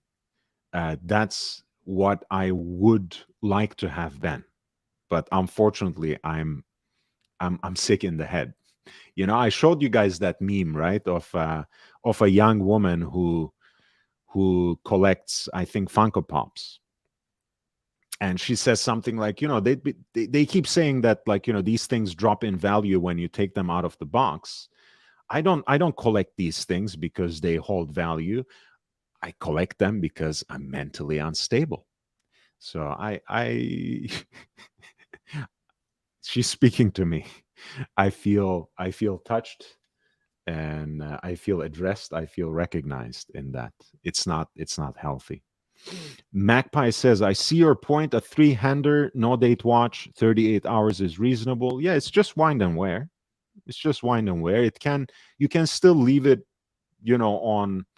on the desk, on your nightstand, in your tray, and you can come back to it a day and a half later, and it will still be ticking, and that's not too bad for a three-hander.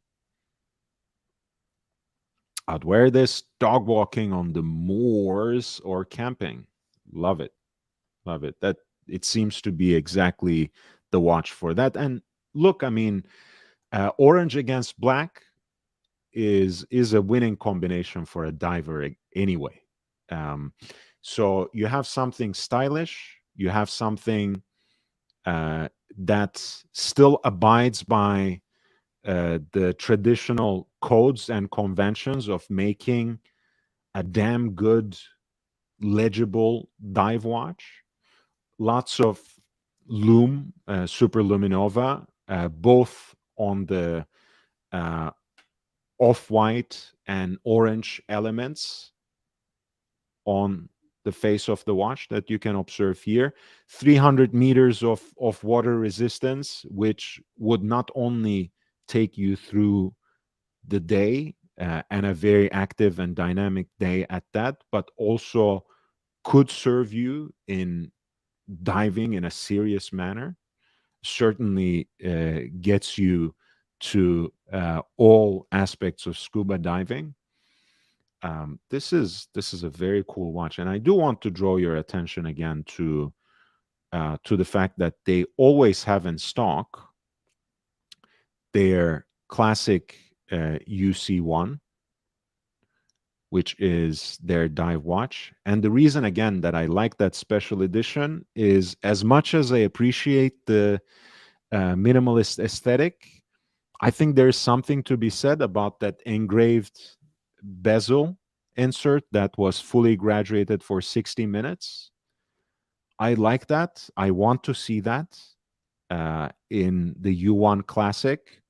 I know you guys are not listening, but if you are, for whatever reason, Unimatic, please bring into your product line the option of having that sort of fully graduated, engraved bezel that's fully graduated for all 60 minutes.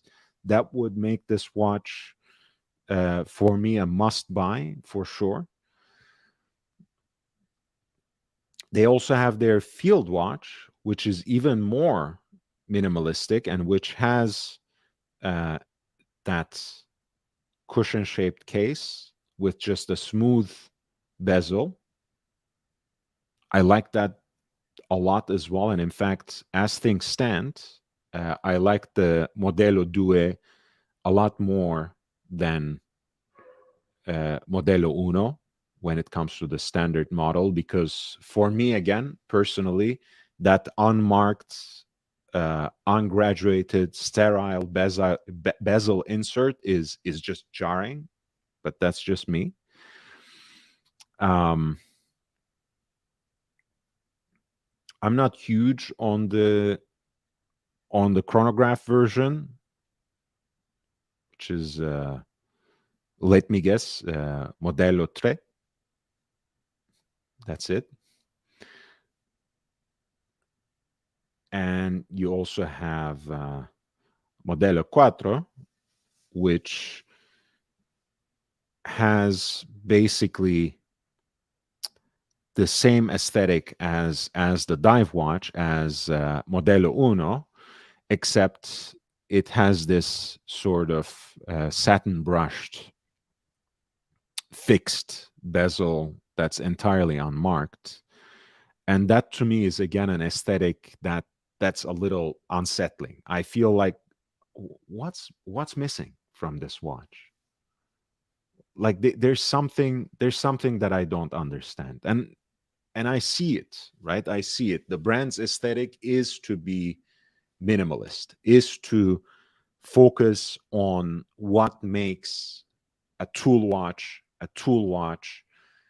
and they go about expressing that with a striking design that does not draw much attention to itself, that just serves you a beautiful watch. And sure enough, I do love the Modello 2.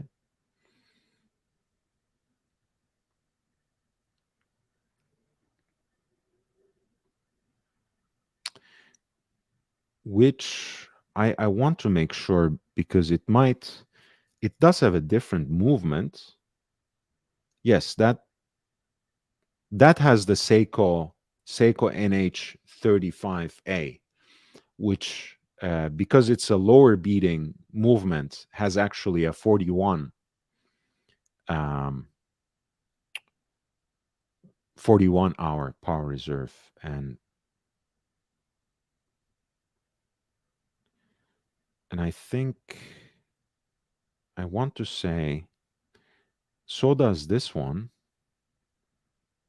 but I thought they had the Swiss editions for a while. I guess that's something they preserve for some of their special editions, because I'm almost sure that this coffee colored one of the Modello 2 was a Celita movement. Yes. So classic editions, let me correct myself. The classic editions come on the Seiko caliber that beats at 21,600 semi-oscillations per hour and has 41-hour power reserve, whereas the special edition line actually largely runs on Sellita calibers, for example, like the Sellita SW200-1 here, that beats at 4 hertz and has 38 hours of power reserve. But again, they have extremely tasteful designs. I kind of like this blue. Again, I think it's mostly because it has the fully graduated bezel. This is the titanium sandblasted version, which is much lighter. And it does have a date for those of you who have been asking them. They seem to have responded to those concerns, to those demands.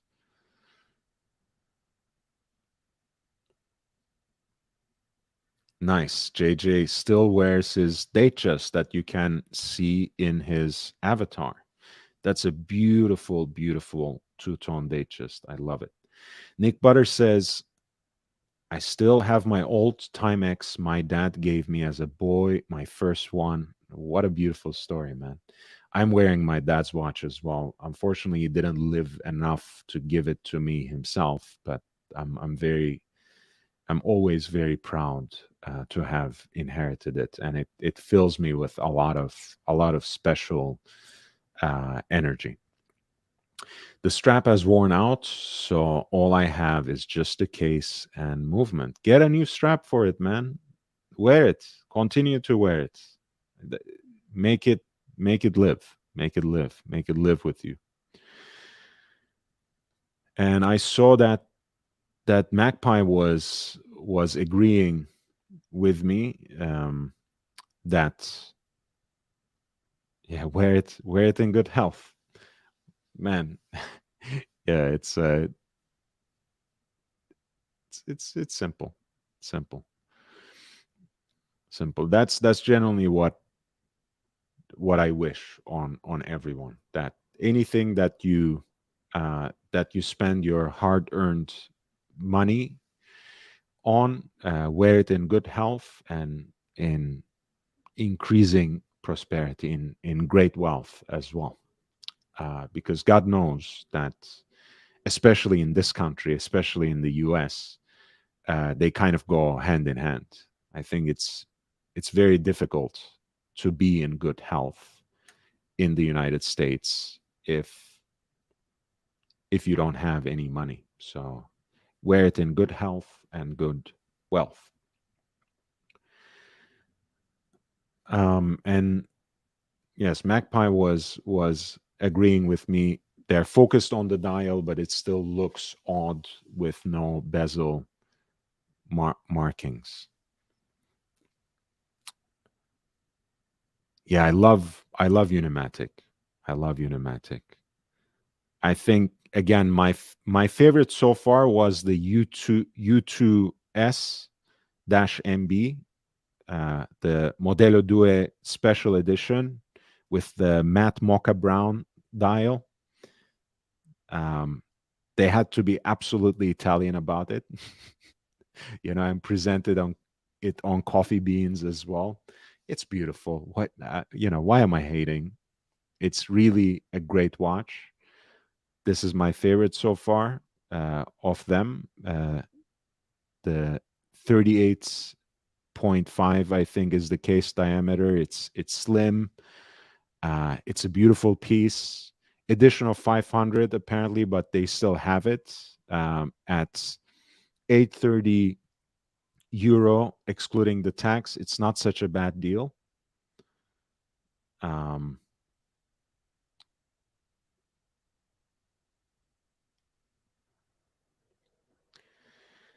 And I also like, though, this new diver. They did this new Modello Uno. They produced with exquisite timepieces out of Naples, Florida, which may have just displaced that particular version of the Modello 2, their field watch, in my favorite Unimatic model competition. So I like those two, and this one exclusively at Exquisite Timepieces. Their website is 1150, and you have 1 out of 100, designed and made in Italy, running on a Swiss-made Celita SW 200-1 caliber,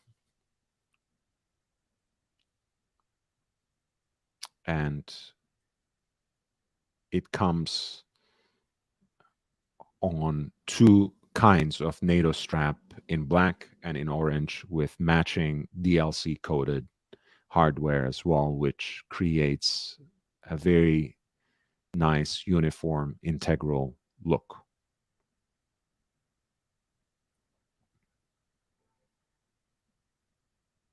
Love it. Love it also for 300 meters of depth rating as well. Love it for its blacked out aesthetics.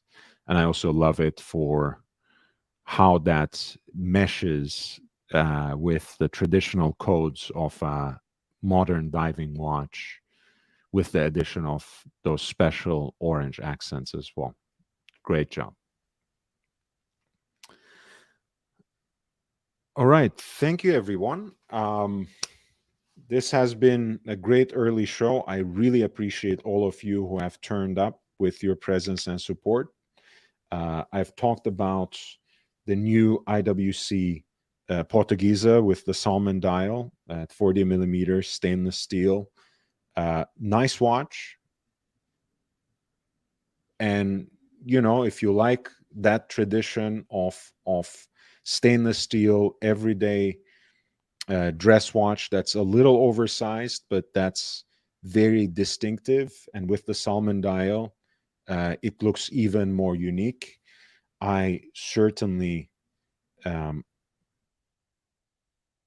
like it, but I'm not sure whether I would want to spend 7,500 on it. But still, I think it's actually quite a nice option, especially since it is based on their self-winding caliber that has the Peloton system.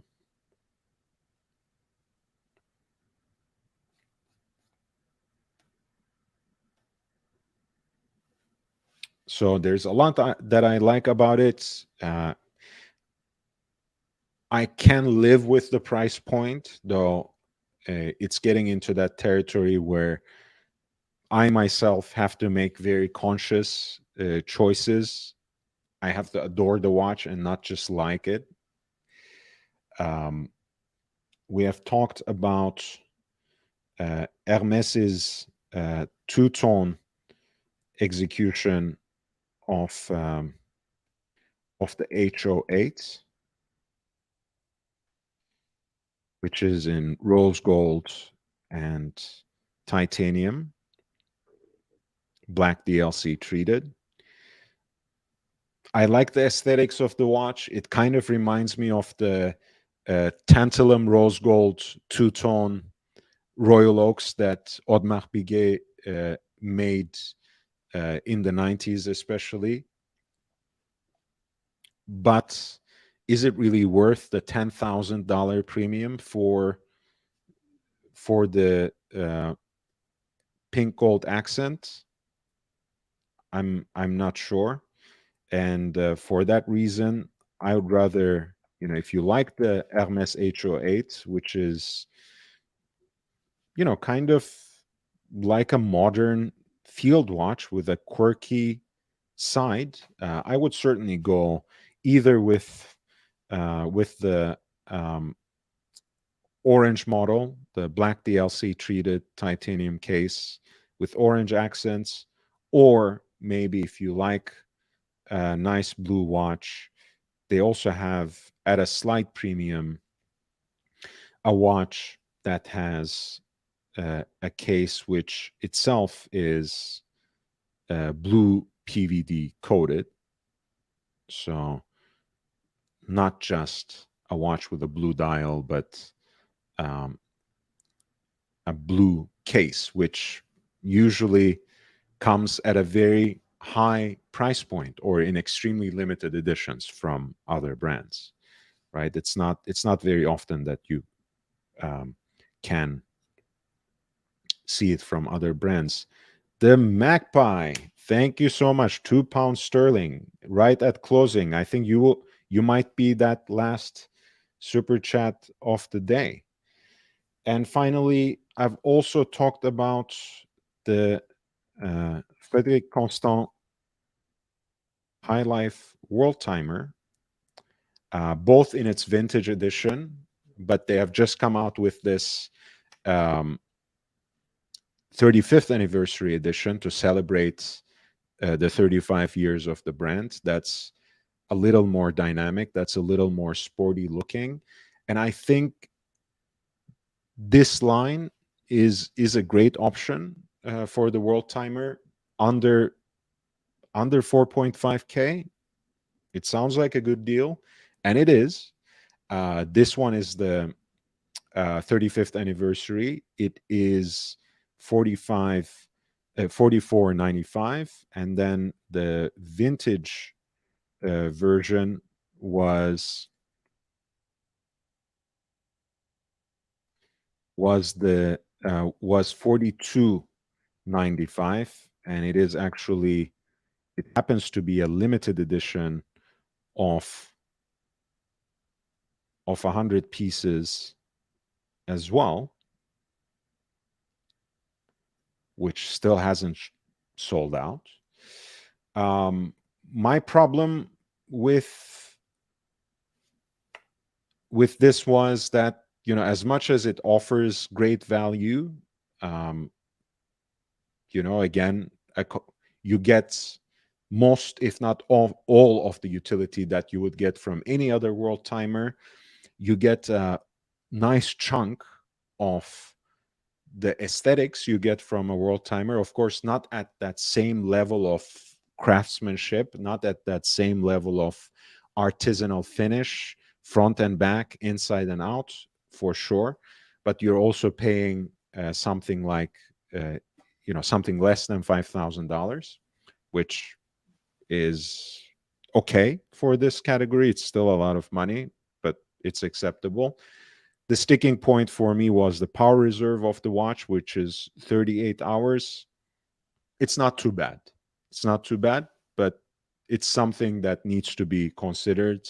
It's something that needs to be understood within that larger framework of this in-house manufacture movement trend. That's not always for the better. I'm sure they could have sourced a World Time caliber with better power reserve and still stuck to the same price point and focused on the aesthetics and the design and everything else they can provide in terms of added value. But that's just me. Thank you again, everyone. Thank you especially all of you who have participated in the poll and in the chat. Thank you, the Magpie, Nick Butter, and JJ, who have also super chatted today. JJ and the Magpie, as the first and the last, have actually been entered into the raffle for the giveaway of Seiko 5 Rowing Blazers sports watch from their 2022 collaboration. Magpie, I think this will be your first number, right? Yes, your number 41. You can once again check the guidelines and the entire list of entries on the community page. It's a few posts down.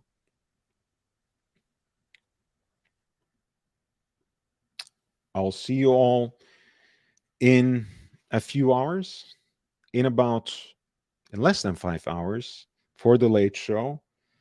Until then, Please enjoy your day and keep enjoying your watches as well. We'll talk about the new Blancpain 50 Fathoms on its 70th anniversary.